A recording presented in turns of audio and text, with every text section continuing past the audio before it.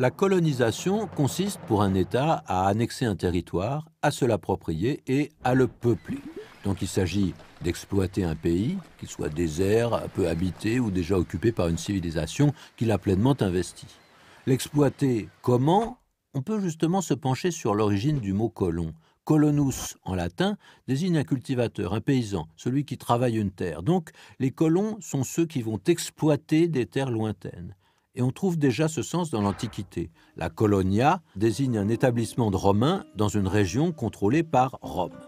Alors l'idée a été reprise, au XIXe siècle la pratique se généralise et la colonisation prospère. On multiplie les colonies, on les administre, on règle le problème de leur relation avec le pays qui les possède, parce que c'est bien d'un rapport de possession qu'il s'agit.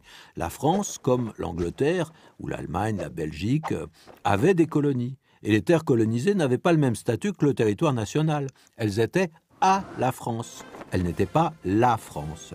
Et ceux qui en étaient originaires, les indigènes, c'est-à-dire étymologiquement ceux qui sont nés là-bas, n'étaient pas pour la plupart des citoyens français, c'étaient des sujets de l'Empire français.